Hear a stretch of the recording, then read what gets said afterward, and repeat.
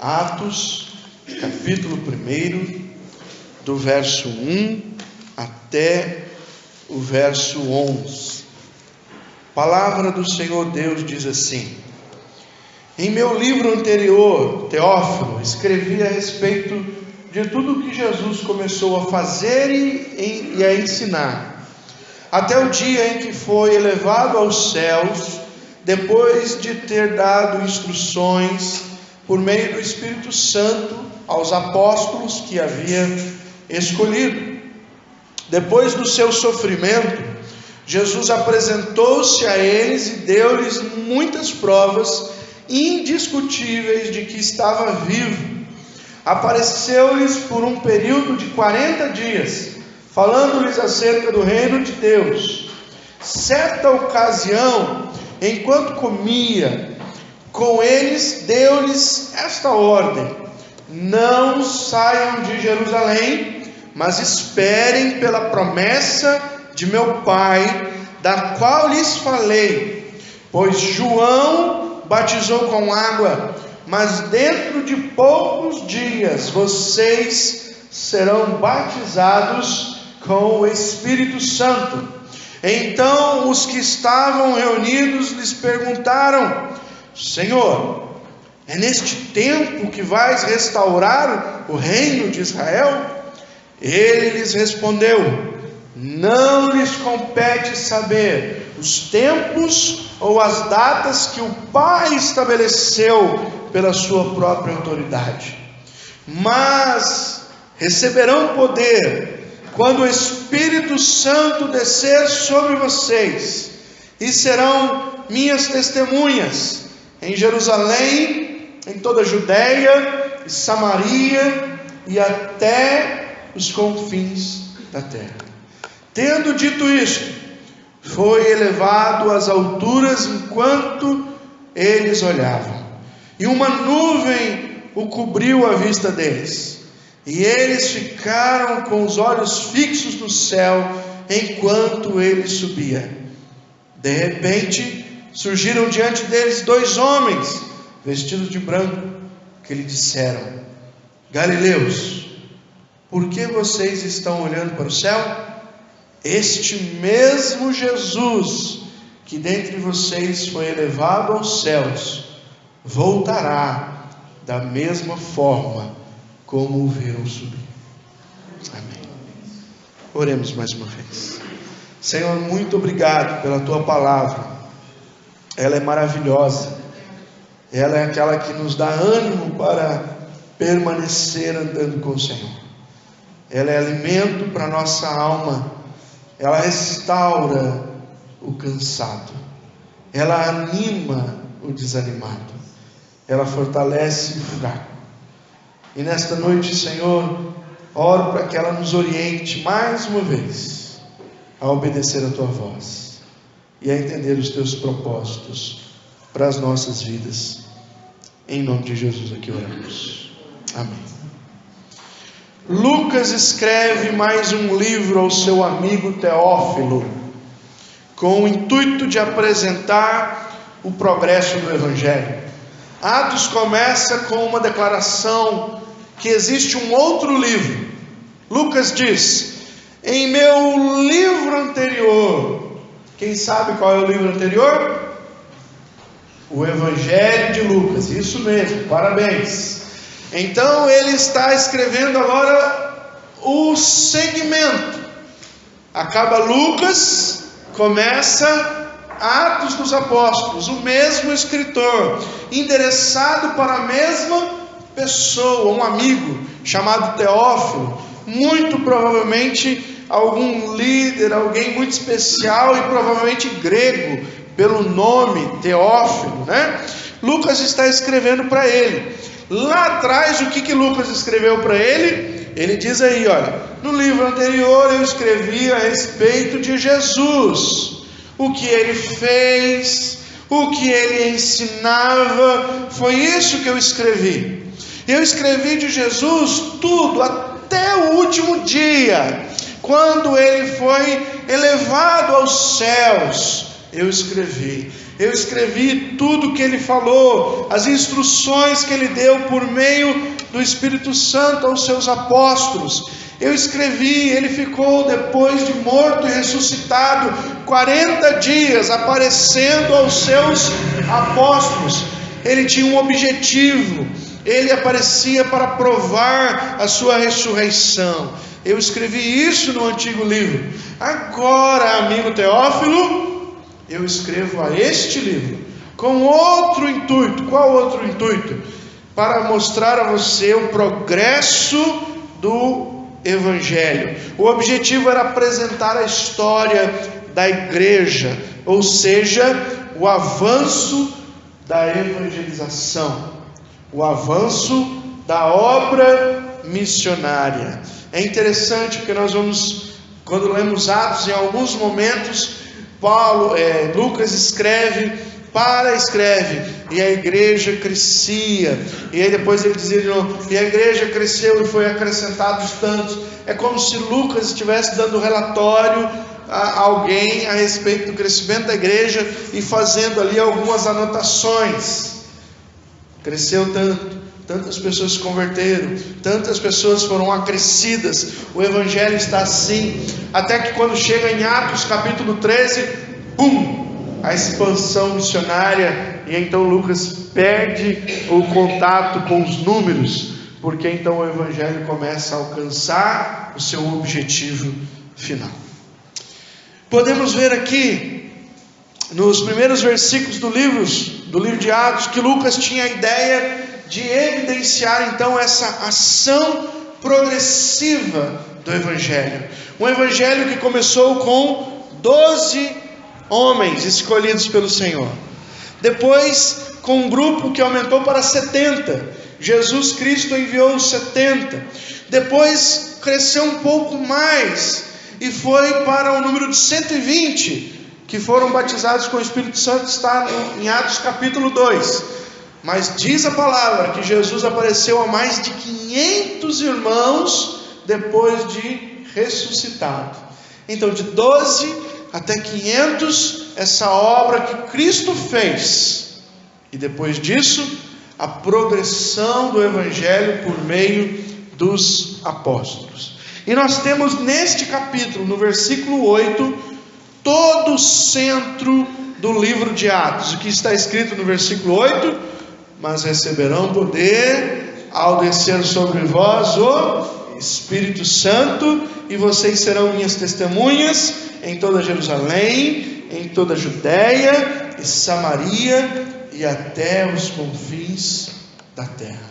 Eis o propósito do livro de Atos: é mencionar a obra do nosso Deus, mencionar o projeto do nosso Deus. Se há um projeto no livro de Atos, se há um propósito no livro de Atos, que é o propósito da igreja de Cristo, eu queria conversar com você nesta noite, aonde é que você se encontra dentro deste propósito. Então, entendendo o meu lugar no propósito da igreja de Cristo, é o que nós vamos ver hoje na palavra de Deus. Será que você já entendeu qual é o propósito de Deus com sua vida? Será que você já entendeu qual é o teu lugar no plano de Deus? Qual é o plano de Deus? Que você seja testemunha em Jerusalém, Judéia, Samaria e até os confins da terra. É claro que nós temos que contextualizar, já que nós não moramos em Jerusalém, certo? Então nós podemos contextualizar que Deus quer, que o nosso propósito é que nós sejamos instrumentos dele. Onde? Em Jacareí, em São José, em São Paulo e até os confins da terra. E o que nós temos feito para que esse propósito de Deus se cumpra na nossa vida? Vamos tentar entender isso nesse texto, nessa noite juntos? Primeira coisa que eu queria pensar com vocês é o exemplo que Lucas começa esse texto dele. Ele começa pegando uma referência. Qual é a referência dele? Jesus. E o que ele diz sobre Jesus? Ele diz: olha, Cristo formou seus discípulos. Do versículo 1 até o versículo 5, ele resume o que Jesus Cristo fez nos 3 anos de ministério e nos 40 dias depois ressuscitado, antes de subir aos céus. Qual o objetivo de Jesus? Formar 11 discípulos, não foi 12, porque um era o filho da perdição, esse foi embora. Mas ele formou 11 apóstolos e mais alguns outros que eram discípulos do Senhor. Então, o primeiro propósito que nós precisamos aprender: Cristo formou os seus discípulos. Como? O que a Bíblia nos ensina nesse texto? Primeiro, eu vou falar Tiago algumas vezes por causa do vício da carta de Tiago várias vezes. Lucas, tá? Quando eu falar Tiago é Lucas, você faz aí a conversão na sua cabeça. Lucas, o que ele fez? Ele diz para mim o seguinte: Cristo ensinou os seus discípulos. A Bíblia diz que Jesus saía para ensinar. A Bíblia diz que Jesus chamou os 12 e ensinava. A Bíblia diz que ele dava tempo especial para Pedro, Tiago e João para ensinar. O alvo de Cristo, ele queria formar homens que tivessem um bom conhecimento da palavra de Deus. Esse era um objetivo.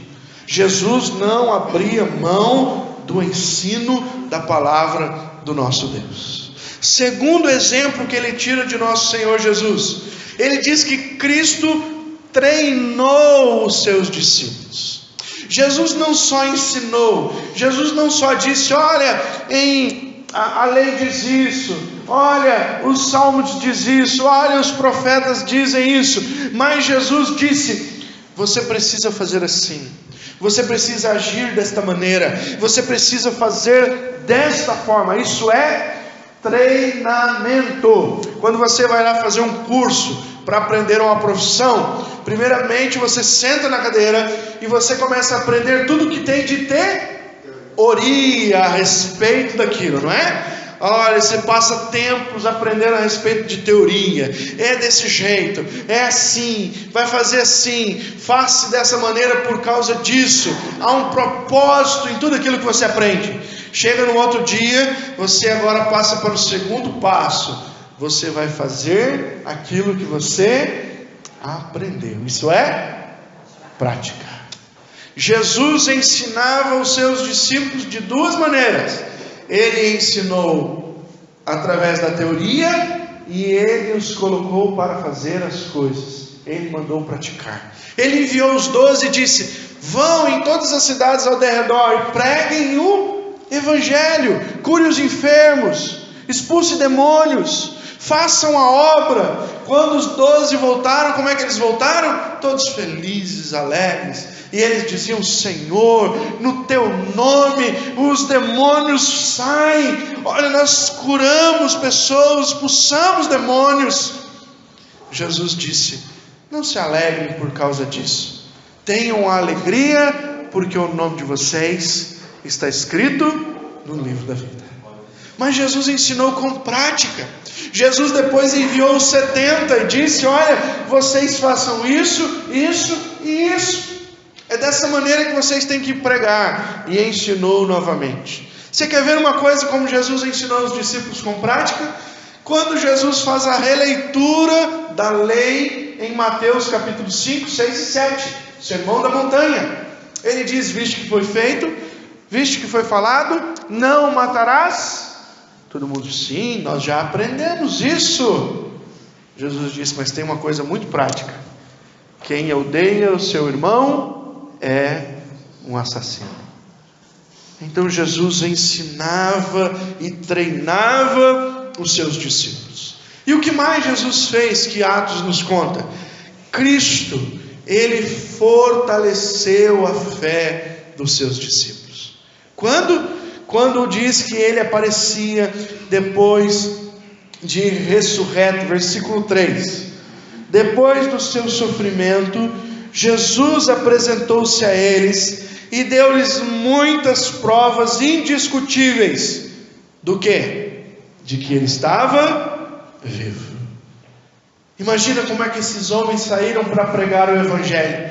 Eles tinham convicção da ressurreição de Jesus. É por isso que quando as pessoas diziam: olha, nós vamos matar vocês se vocês continuarem falando que Jesus ressuscitou, eles: pode matar, porque é verdade. Nós não mentimos, nós cremos e nós vimos que Ele ressuscitou. Uma das grandes provas que os evangélicos falam a respeito da ressurreição de Jesus é porque muitos e muitos homens, não um só, muitos e muitos homens entregaram a vida por essa verdade. E que se fosse mentira, isso certamente não aconteceria. Homens então entregaram a própria vida porque foram fortalecidos. Jesus apareceu para eles. Diz aí no texto que um dia, enquanto comiam, versículo 4, Jesus deu-lhes esta ordem: depois de morto, sofrido tudo, ressurreto, Jesus apareceu no meio deles e deu-lhes a seguinte ordem: não vão embora ainda, vocês precisam permanecer em Jerusalém, até que do alto vocês sejam revestidos, até que a promessa do meu Pai chegue até vocês. Então temos o modelo de Jesus. Cristo foi um formador, Ele formou discípulos. Os discípulos estavam preparados para a obra que o Senhor queria fazer através dele. Segunda coisa que o texto nos ensina: Cristo neste momento, irmãos, Ele está inaugurando o reino de Deus.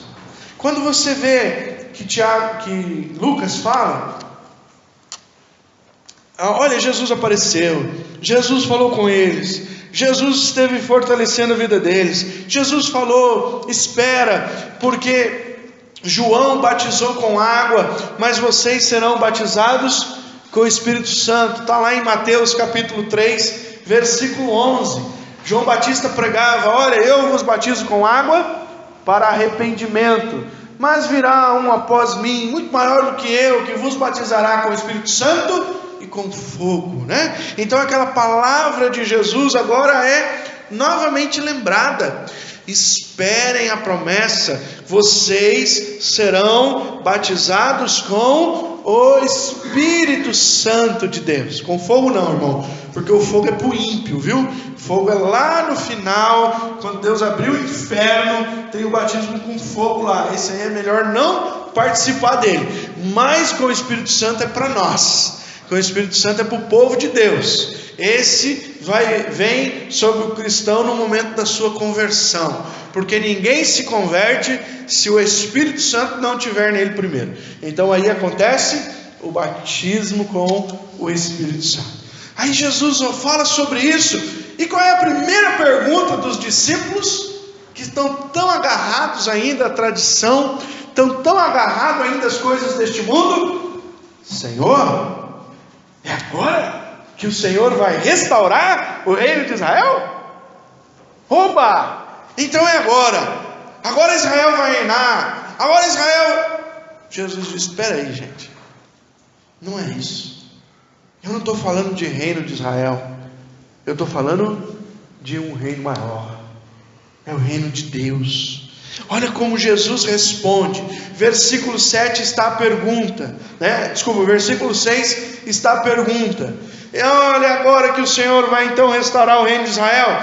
Versículo 7, Jesus então tira essa dúvida. Ele diz: olha, esquece, não fica perguntando sobre o tempo, porque isso está reservado ao meu Pai. Mas a resposta está no versículo 8: vocês receberão poder ao descer sobre vós o Espírito Santo. Vocês serão minhas testemunhas em Jerusalém, em Judeia, em Samaria e até os confins. Jesus não estava pensando em reino de Israel, Jesus estava pensando no reino de Deus, que deve alcançar todos os cantos deste mundo. Porque qual é o propósito de Deus? Lembra que nós lemos Salmo 96? Quem que tem que cantar diante da presença de Deus? todas as nações, todos os povos, todas as línguas. Então o projeto de Deus é muito maior do que Israel. A pergunta dos discípulos sobre a restauração do reino teve como uma resposta a inauguração do reino de Deus. Vocês vão pregar Jerusalém, Judeia, Samaria e até os confins da terra, porque o reino de Deus precisa se estender em todos os lugares. Todas as pessoas precisam ouvir que eu morri e ressuscitei. Todas as pessoas precisam ouvir a salvação que Jesus já tinha ensinado para eles. E então Jesus desfaz aqui aquela ideia que eles ainda tinham, judaizantes, de quererem que Jerusalém fosse o centro de todas as coisas. Jesus diz: não é isso. O centro de todas as coisas sou eu. E eu preciso ser proclamado em todos os lugares. A minha morte e a minha ressurreição é que podem dar ao homem salvação. É através do Evangelho de Jesus que todo homem sobre a face da terra pode então conhecer a verdade do Senhor. Esse é o propósito. Cristo então mostra nesse texto, ele inaugura o reino de Deus. Então Cristo é aquele que ensinou os discípulos, é aquele que formou os seus discípulos. Cristo é aquele que neste momento inaugura o reino e mostra que a ideia de Deus não é um povo em particular, de uma nação, mas é o povo dele em todos os lugares. E, irmão, embora possa parecer que isso é uma novidade, nós vemos que não. Nós lemos aqui o Salmo 96, que diz que o propósito era que cantemos as nações, cantem as nações. Nós vemos na palavra de Deus muitas vezes Deus cobrando de Israel para ser luz para as outras nações ao redor. Nós vemos Deus levantando Jonas para pregar em Nínive, uma nação pagã. Deus sempre quis alcançar o homem em todo lugar, em todas as etnias. Deus quer alcançar o seu vizinho, Deus quer alcançar as outras nações, Deus quer alcançar os quilombolas, Deus quer alcançar os índios, Deus quer alcançar os muçulmanos. Deus quer alcançar, e Ele tem um propósito nesse alcance. O propósito nesse alcance é fazer com que todo homem seja salvo. Timóteo, Paulo escrevendo a Timóteo diz isso: a vontade de Deus é que todo homem seja salvo. E como é que ele pode ser salvo? Romanos responde: só há um meio para que o homem seja salvo. Qual é? Ouvir a mensagem, e a mensagem é a palavra. O Evangelho precisa chegar ao ouvido de todo homem. Todo homem precisa ter capacidade de entender o Evangelho e responder a ele, se deseja o presente de Jesus ou se ele descarta o presente de Jesus. Então Jesus formou, Jesus inaugurou o reino e por fim Cristo também demarcou o tempo do reino. Do versículo 9 até o versículo 11, nós percebemos aqui como Jesus fala da duração. Quanto tempo vai durar essa pregação? Quando você vai fazer um trabalho, você tem um prognóstico. Olha, eu vou começar tal dia e eu preciso terminar tal dia. Você tem um plano, você estabelece uma meta, um alvo, não é assim? Ninguém vai fazer um trabalho e falar: eu vou fazer quando quiser, quando der ao cabo. Não, precisa ter um plano eficaz. Olha, comece-se assim e em tal tempo tem que estar terminado. Imagina se a gente começar a nossa nova igreja e dizer: vamos fazendo aí, um dia a gente termina. Não, temos que ter um propósito.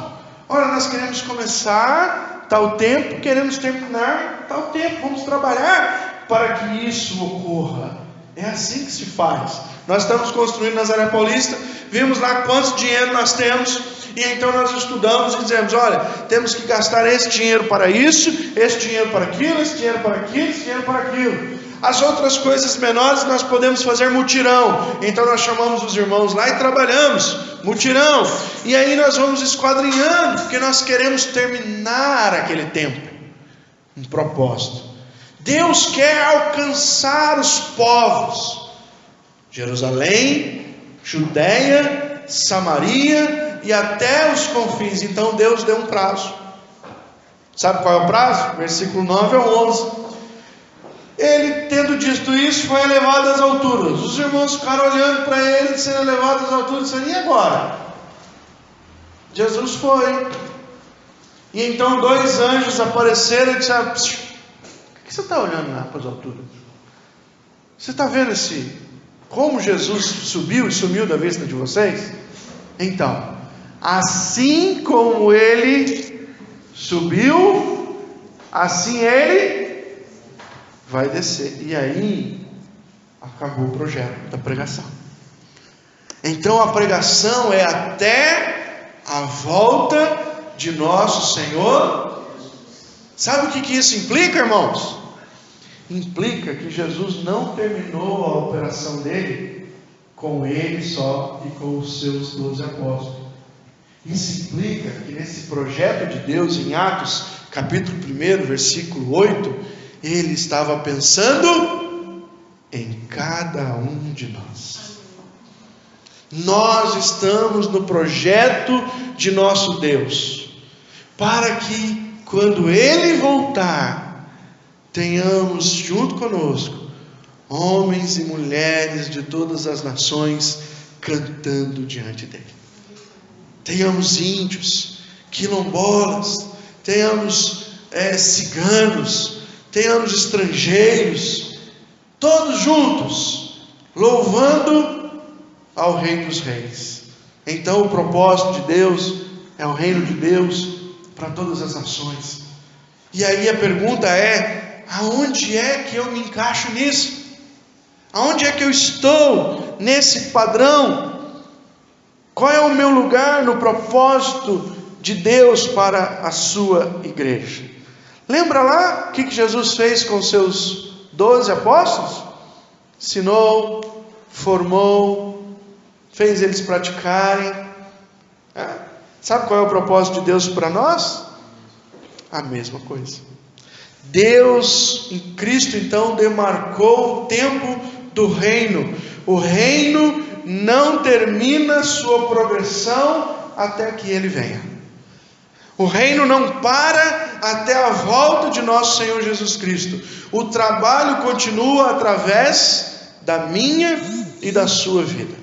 Você lê muito a Bíblia? Quem aqui já leu a Bíblia toda uma vez? Levanta a mão, deixa eu ver. Quem já leu o Novo Testamento? Novo Testamento, beleza. Então você percebe que em cada livro, cada carta do Novo Testamento tem um fim, não tem? O apóstolo Paulo, quando está escrevendo, diz: eu me despeço na graça e paz do nosso Senhor Jesus, eu faço isso. Abra em Atos, vai lá no último capítulo de Atos, é o 28.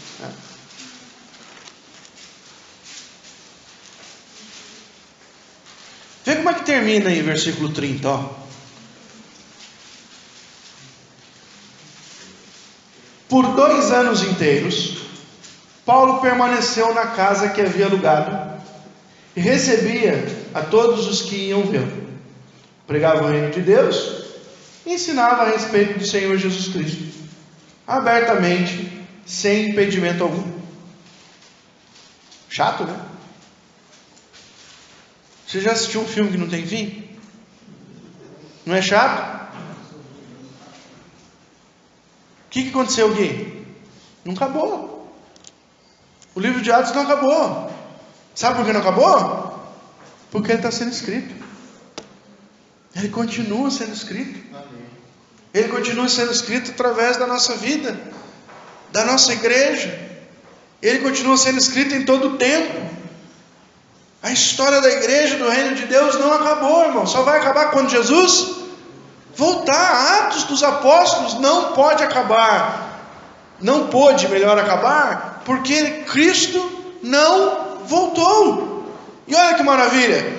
O que Deus está fazendo? Ele está escrevendo agora, através da minha vida, através da sua vida. É isso que Deus quer fazer. A sua obra em Jerusalém, em Judeia, na Samaria, nos confins da terra, em Jacareí, em São José, em São Paulo e até o fim do mundo. Por meio de quem? Diga, de mim. De cada um de nós.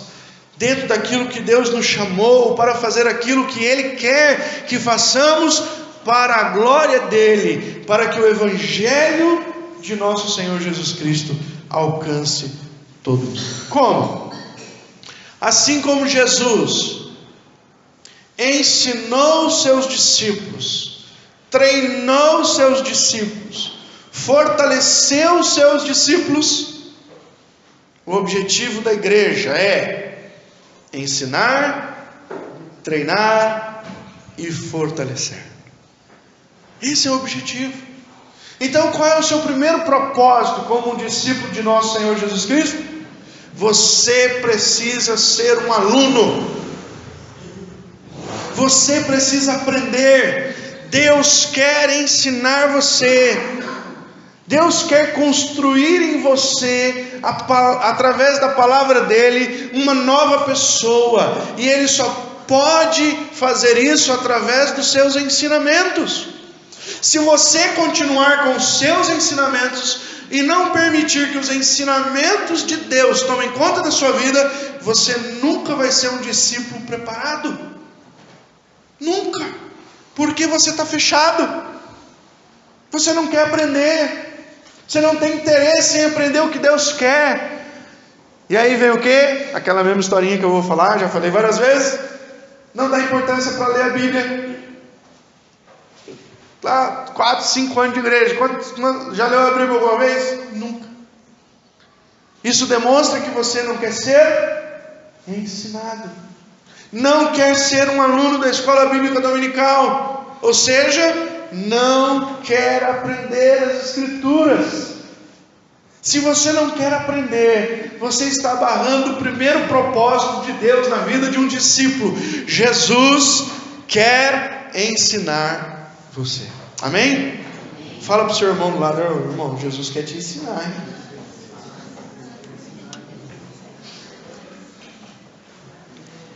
É o primeiro propósito de Deus. Deus não quer nenhum discípulo que não seja ensinável. Porque um discípulo que não é ensinável é um discípulo orgulhoso, é um discípulo que se acha sabedor de todas as coisas e que ele, na verdade, não precisa que Deus interfira na vida dele. E então ele se torna orgulhoso, ele se fecha e ele faz o que ele quer. E se ele faz o que ele quer, ele não tem um Senhor. Quem é o Senhor dele? Ele mesmo. E aí ele não é o quê? Ele não é discípulo de Jesus. Ele pode ser um bom religioso, mas ele não é discípulo, porque ele não é ensinável. Segunda coisa, Jesus ensinou, Jesus treinou os seus discípulos. Irmão, a igreja está aqui para treinar. Esse é o propósito da igreja. A igreja, nós temos que ser um mecanismo onde uns ensinam os outros e nós juntos treinamos para a obra de Deus. Nós queremos alcançar um projeto, então nós vamos treinar juntos. Perdão, e qual é o treinamento da igreja? São os projetos da igreja. São aquelas coisas que Deus colocou para a nossa igreja. O que Deus quer fazer, irmãos? Para que esta igreja, esta comunidade que nós pertencemos, faça parte desse plano de Deus, alcançar todo mundo. Deus está nos ensinando alguma coisa pela sua palavra, e agora Ele quer então nos treinar para alguma coisa. qual é o treinamento de Deus para nós? Vamos pensar. O que Deus quer que eu aprenda? Como Deus quer que eu faça? Por exemplo, nós vamos ter uma conferência missionária na próxima semana, que nós vamos falar sobre 2 povos, Coreia do Norte, e nós vamos falar sobre os quilombolas. Você está levando um cartãozinho de oração para sua casa. Deus quer treinar você através disso para ser uma pessoa que ora, que intercede por um povo que você nem conhece. Se você pegar esse cartãozinho, colocar na Bíblia e não fizer nada durante a semana e voltar aqui com o cartãozinho e não orou nem um dia e entregar o cartãozinho, o que você deixou de fazer? Você deixou de ser treinado. Você não participou do treinamento que Deus está falando, Deus está fazendo.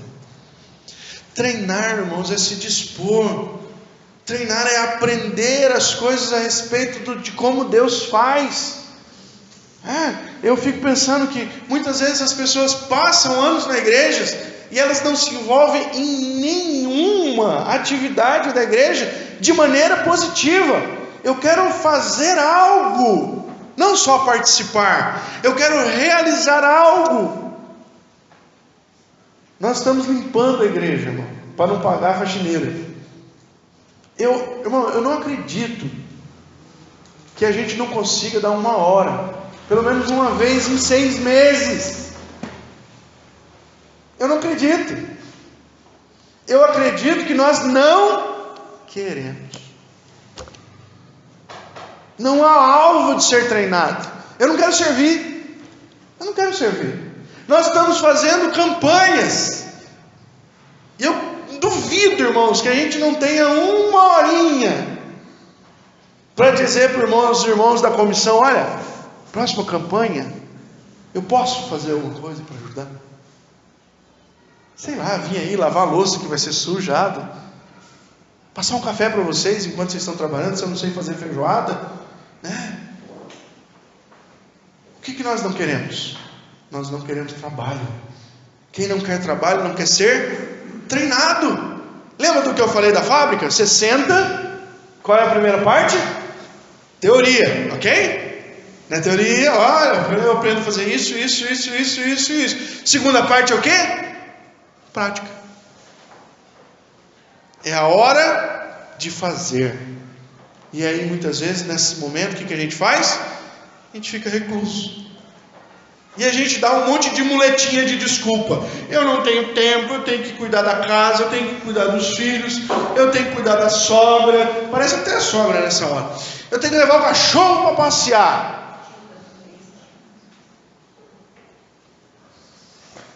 Mas a verdade é que a gente está se fechando para o treinamento de Deus na nossa vida. A gente põe barreiras. A gente não quer ser transformado. Então Deus tem um propósito para nós, queridos, e o caminho que Ele vai fazer conosco é o mesmo caminho que Ele fez com os 12. Ele ensinou e Ele treinou. Precisamos ser treinados. Se nós não formos treinados a servir ao Senhor, eu dei 2 exemplos aqui, assim, significativos para o momento. Mas também não é isso que Deus quer. Deus não quer fazer da gente um bom limpador de igreja e nem um bom, fazedor de feijoadas. Bom que é bem gostoso isso, né? Mas não é esse o propósito de Deus para a sua vida. O propósito de Deus é que você alcance outras pessoas. Como? Você precisa ser treinado. Você precisa fazer na prática.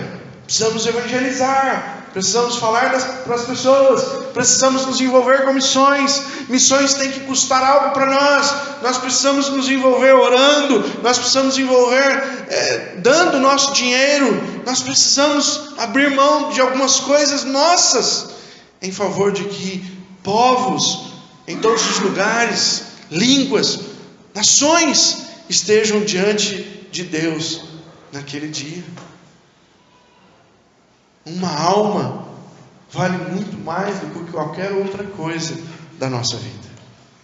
E a gente precisa pensar sobre isso. Então Cristo ensinou, Cristo treinou, Cristo fortaleceu. Ele quer fazer conosco o quê? Ele quer nos ensinar, Ele quer treinar e Ele quer nos fortalecer. Como que você é fortalecido? Você é fortalecido, irmão, pelo Espírito Santo de Deus em sua vida. Você é fortalecido por esse ambiente que você está hoje. Por isso que a gente fala lá, como Hebreus diz, não deixarmos de congregar, como é costume de alguns. Culto é a parte mais importante da nossa vida. É um momento de glorificar a Deus, de adorar ao Senhor, de ouvir a sua palavra. Nós não podemos abrir mão disso. É triste, irmãos, ver como nós temos tornado cristãos medíocres na questão do culto. Tudo ou qualquer coisinha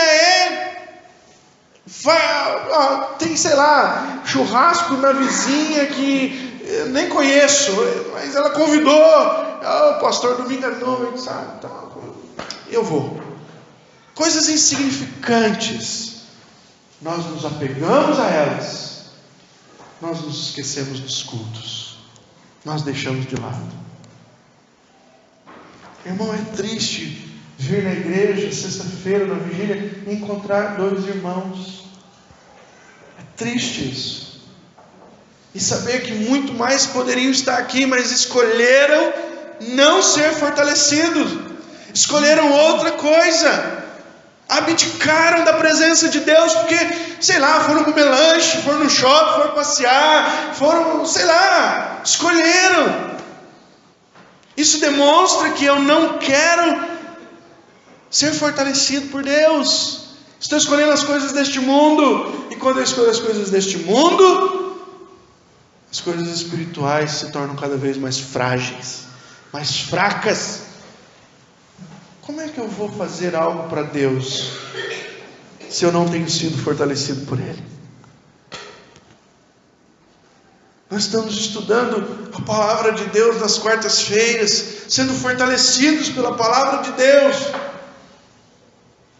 Muitos irmãos estão em casa.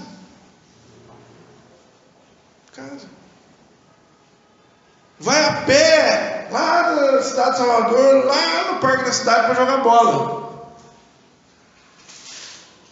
Mas quando fala para vir na igreja, então, né, que não tinha carro, não tinha carona, ameaçou chover. Porque nem Elias, sabe, eu vi aquela pequena nuvem, do tamanho da mão de um homem, pastor, ele me assustou. Irmão, mas estava no céu limpo, mas tinha aquela pequena nuvem. E a gente sai, a gente vai para um monte de lugar, a gente faz esforço para essas coisas, e gasta dinheiro, irmão, que é de graça. Cobro nada para você vir na quarta-feira. Só para você ser fortalecido, porque você precisa. Só eu que preciso, não, eu posso estudar a Bíblia lá em casa. A gente pode acabar com o culto da quarta. Mas sabe quem vai perder? Quem?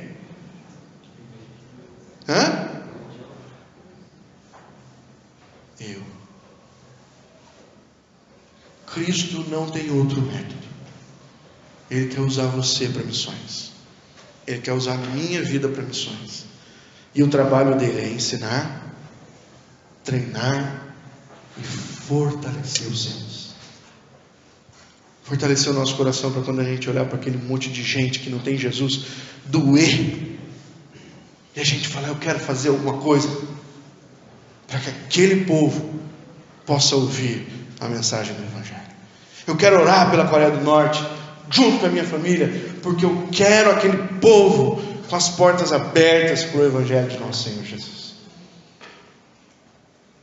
Deixe que Deus transforme a sua vida, porque o propósito dele é que você conheça qual é o seu lugar no propósito da igreja de nosso Senhor Jesus Cristo. Deus não te salvou para você ficar tolo nessa vida. Que Deus nos abençoe. Em nome de Jesus. Vamos orar? Senhor Jesus, nós te damos graças, porque reconhecemos que há um propósito maior do Senhor. O teu propósito, ó Deus, é que povos, pessoas gente de todo mundo chegue diante do Senhor naquele dia. Como será lindo, Deus, estarmos naquele dia na Tua presença quando o Senhor voltar, e termos irmãos que poderão nos abraçar e dizer: olha, eu estou aqui porque foi você. Você orou, você de alguma maneira abençoou missões financeiramente, você falou de Jesus para alguém. Senhor, é isso que o Senhor quer fazer. O Senhor quer me ensinar, o Senhor quer me treinar, o Senhor quer me fortalecer, para que eu seja esse missionário. Eu oro pela minha vida, pela vida dos meus irmãos, para que alcancemos isso, para a Tua honra e para a Tua glória. Assim oramos, em nome de Jesus.